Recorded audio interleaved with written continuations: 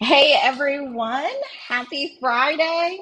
I've been having a little bit of technical difficulty this morning, and apparently my Facebook rooms does not work for whatever reason today. So that's okay. I'm going to roll on with Mindset May right here on our page live. All right. So, May is Mental Health Awareness Month. I'm not sure if you're aware of that. And so I wanted to do some things during the month of May to really target mindset and specifically talk about issues that um, affect women. So, as most of you know, I am a divorce lawyer, and I'm also a divorce coach. And I have been working with women when it comes to divorce, custody, and just doing life with them for about a good 10 years. And there are just certain themes that have just been reoccurring and reoccurring. And so I wanted to take some time during May when everyone is kind of focusing on mental health to really dedicate a four-part series to mental health and not just generally, some very specific issues that affect women, especially women with children, women entrepreneurs, and women who have been divorced or experienced some traumatic event. With that said, these Fridays, you don't have to be a divorced woman to be able to benefit from it. These are very practical mental health tips that anybody can use. And so I encourage you, if you're not divorced or you know someone or you're not a woman, to still tune in and get what you can get because this would definitely help everybody. So here's what to expect. Each of these sessions will only be an hour. It is designed to be from 11:15 to 12:15.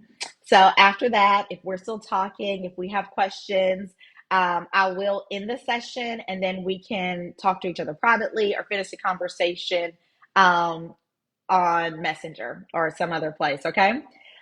During each of the sessions, I will make sure that you get a practical tip.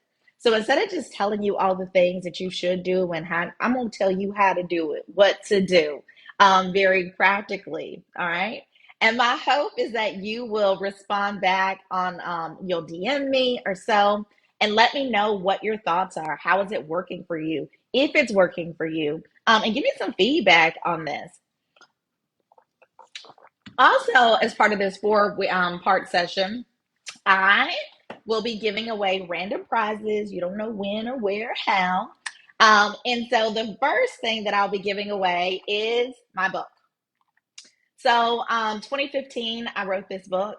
And the reason why I'm giving it away is not just to give you something, is because this book marked my own understanding of how powerful the mind is, how powerful changing your mind can change your life. So, a little backstory. When I was younger, I was sexually assaulted, and I did not deal with a lot of the things. I just kind of buried it deep inside. 2014, was it 2014? I started dealing with a lot of my own baggage. I start really realizing who I was and what to, and that I needed to deal with my own trauma and my own mental health issues. And I did that. And I started my own journey of healing, my own journey of really looking at my mindset, how I thought about things, how I thought about people, how my behavior affected those things in my overall life. And I assessed that situation and decided that what I was doing and how I was living was not the desire that I had. It wasn't what I wanted to pass down to my children. And so I wrote Broken, Bound, and Naked Journey to Healing. And that chronicled my journey. I am not a therapist, guys. I'm a lawyer. But as part of being a lawyer, I believe in research. And so throughout my mental health journey, when I was healing from sexual assault, that's what I did. If the therapist or soul person or the pastor told me to do something, instead of just doing it, I researched it. I tried to understand the why. Like, why does this work? Why do you want me to do this? Why do I need to talk about this? And as a result, I really came to understand how powerful taking control of your thoughts and your mind and things is. All right. So next week, I will be giving away this book.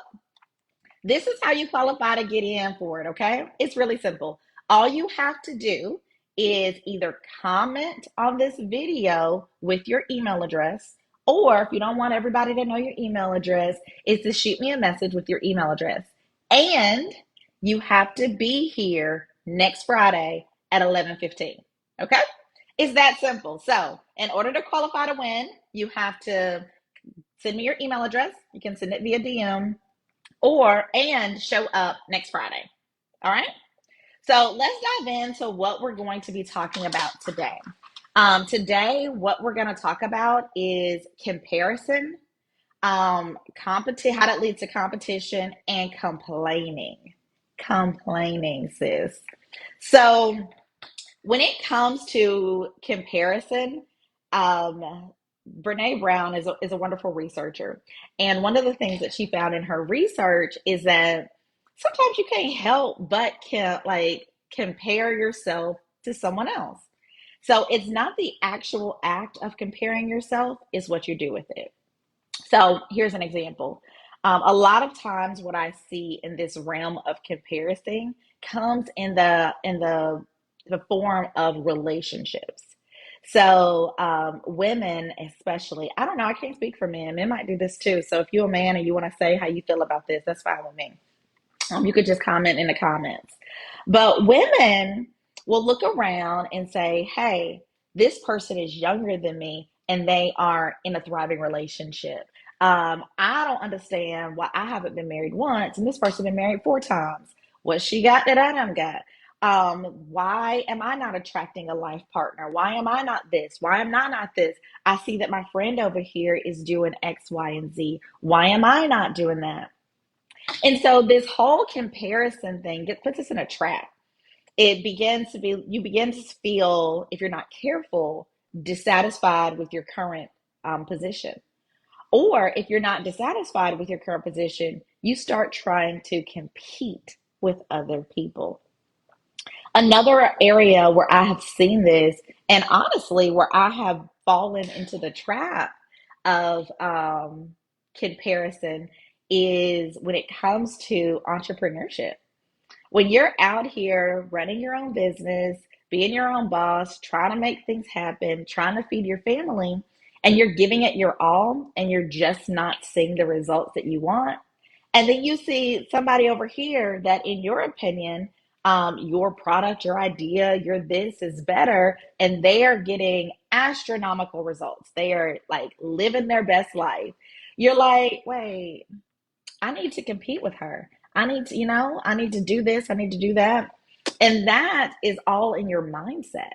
That's all in your mindset. Then you begin stepping out of yourself and having this mentality of, I gotta do this, I gotta do that, I gotta do this, I gotta do that.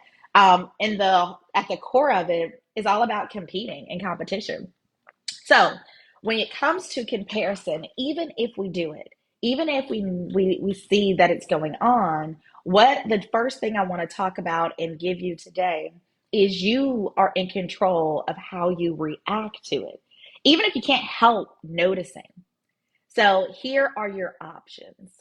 When you're around in life and you're noticing that you're comparing yourself to other people, whether that is comparing your parenting, comparing your relationship status, comparing your financial status, comparing your Instagram posts, whatever it is, then you have a choice to make. During that choice, you can just simply acknowledge that the fact exists. What that means is that you just acknowledge that, oh, yeah, they are in a thriving relationship. My friend is very successful at her business. And you acknowledge that the fact exists. It is a fact that has happened. And then after you acknowledge that that fact has happened, you stay in your lane. You say, that fact has happened. And you can go a step further and say, I'm happy for that person, I'm proud for that person. But if you not, don't be lying to yourself. This is not let's say all the woo woo woo things to make you happy. But what you do want to do is recognize it, acknowledge it, and release it. That, hey, I have been working at being an entrepreneur for a long time and it's still difficult for me. But it appears to be easy for this person. I'm acknowledging that's a fact of how I feel, and then I'm going to release that. But I am on my own journey, and then move on. So, what you've done then, you've taken this idea of comparison instead of buying into it, you've acknowledged that it exists, and you move forward, and you move forward. And a less healthy way to deal with this would be acknowledging this exists, and I'm going to compete with it. So here's kind of a funny example of like acknowledging comparison and different ways to deal with it. Sometimes I go running. By running, I mean like jogging fast. I mean walking fast, sometimes jogging. I used to run, but I haven't done that in a while. But one of the things that I used to do, and it's funny and it's a little silly, but it speaks to this point is that if I was walking on a track or a trail that was circular, so it was making loops, and there was like an old lady that was power walking, or sometimes it was an old man. It was an old man. They'd be like, getting it, they'd be getting it, and like they would pass me. And so instead of like being like, oh, okay, that person's working out, I'd be like, this old person about to pass me. And so I'd be sweating, be about to die trying to pass the old person. Because as soon as I see that, my brain would tell me that old person can't be faster than you. They can't be better than you. I start comparing myself, and then my natural inclination was to compete with them. Like, I am going to win without any, doesn't matter. Doesn't matter. I'm going to win. So then, little old person, they barely making a sweat. They like talking on, looking, everything. Hey, girl. And I'm like, about to die trying to compete with this old person that doesn't even know what competition is going on because it's all in my head. And then there's another third category. There is the releasing it, acknowledging it, letting it go. There is the competing with the person that you're comparing yourself to. And then there is the third one, complaining. This one is tricky because when it comes to complaining, we sometimes try to sugarcoat it as backhanded comments or that the person who we are comparing ourselves to or the situation we're comparing ourselves to, we're trying to rationalize why that person is winning and why we're not winning. When in reality, that's not the issue. The issue is what are we doing to make sure that we are living our best life, staying in our lane, and being the best versions of ourselves. So when it comes to complaining, it looks like this same situation with me walking with around the track. The competition part makes me run fast and go try to pass the old lady. The complaining part says, if I had time to come out here all day, then I would be fast too. I have an old knee injury. That's why I can't go that fast. Or, man, she not all that. I bet you that when she get home, she gonna be an Epsom salt. It's like just start complaining about different things. Like, I don't know what's going on in that lady's life. And it's not that lady's fault that she walks faster than me. It's because I sit on the couch and eat snacks. Um, but if I had the same dedication, then I could be the same. So when it comes to dealing with comparison and comparing ourselves to others, then hi boo thing, um, then we really have to watch ourselves and notice what we're doing and how we're doing it. All right. So then we're gonna roll into what I call the rule of threes.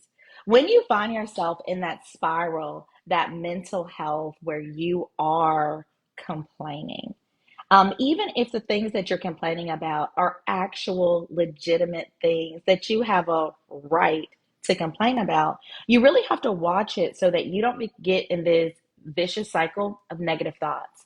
And then you start telling yourself and creating a story that's just not true. You get into all the what ifs.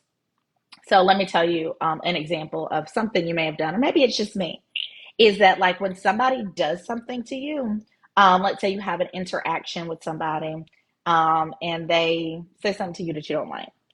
And in the moment, you're like, I can't believe that person said that to me. And you might say that wasn't nice or whatever. And then you move on. And as you're driving off or walking off, you start thinking of all the things you should have said instead of whatever you said. You it goes something like this. Man, I should have said that your mama this, and this, and I bet you they wouldn't have had a comeback if this. And like so in your brain, you start creating this entire narrative of what you should have, could have, would have done. When in reality, it doesn't matter. It's over. It's done with. You didn't say it. So you have to move on with life, but your brain sometimes won't let it go. And so the rule of three is for those situations that your brain lets it go. And so what the concept behind this is that when someone pisses you off, when someone makes you mad, when someone hurts you, when you are comparing yourself against someone and start complaining about it, you get to say that three times. Okay? The first time that you say it, you're venting. This is the time where you can say all the things. You can cuss the person out in your head. You call your girl, you be like, look, let me tell you what happened. Is that he said this, I said this is what happened. I want to go cut him, but I can't cut him because I don't want to go to jail. Like all the things. The first time that you release it, you are just venting. You don't have to worry about being nice or healing or anything. You just letting it out. All right. So when something happens to you that you're finding yourself complaining about, that you are repeating over and over, this could be a situation that someone has done something to you. It could be a situation where you've done something to someone else. It could be a situation that's beyond your control. But the core thing is that you're complaining about it and you're playing these cycles and these stories in your head over and over. So this used to happen to me all the time when I first got divorced. Um, there would be a situation that happens that would make me upset or that I didn't agree with. And so I would respond to the situation, but instead of just letting it go, then in my head, I would be like, I should have said this, and then this, and this, and this, and this. And I would bring up all the old stuff that ever happened, all the old situations that ever occurred. In my head, I would be repeating that. I should have said this. I should have brought up this. I should have reminded him about this and this and this and this and this. And in my head, this was going on.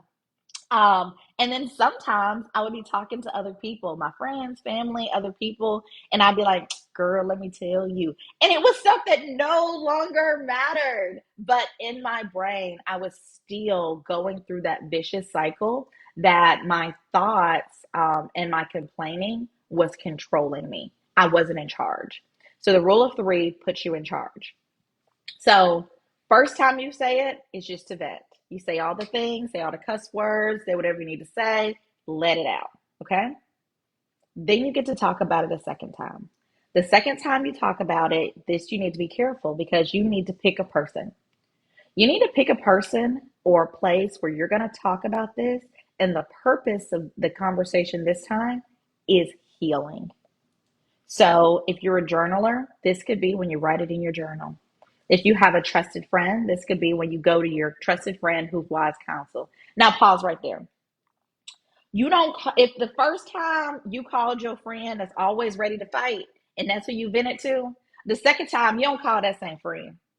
You call the friend who is usually the one who's calm, who gives you wise counsel. This could be a friend, a parent, a pastor, a therapist.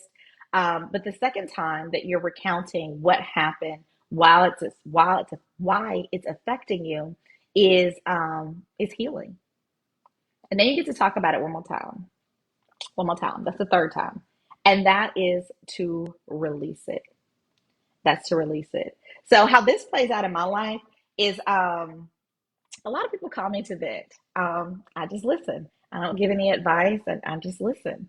And when I talk to them and they call me and they tell me whatever, I listen. If they want feedback, I'll give them feedback, but usually I just listen. Um, then if I talk to them again and they want to talk about that same thing, I'd be like, wait, you already talked about that. I'm gonna need you to talk about something else. And I'm like, so if this is not, so it's your second time talking about it to me. Have you talked about it with anyone else? And most of the time they'll say yes. And I was like, well, you've reached your three quota. If you don't have anything else to talk to me, I got to go. And it sounds rude, but it really isn't. It's the most helpful thing that I can do for them because what it does is it disrupts that cycle in their head that this is me living this over and over and over. And once that is disrupted, what it does is it jars them to make a choice. And they then have to make the choice of whether they want to wrap this cycle up in their head and take control of it, or if they want to continue in the path of being out of control. And it's only a choice they can make. And when it comes to you and applying the rule of three, it's only a choice that you can make. Only you can decide, hey, I'm going to disrupt the cycle. I'm going to stop it. It's done. I'm done. It's over with. And then you have to consciously do it. At the beginning, it's a little bit difficult, but as you continue going, it becomes easier and easier. So to recap, what the rule of three is disrupting the cycle of thoughts of complaining. Some people say the B word and moaning, like just being um, bitter or trying not to become a bitter person.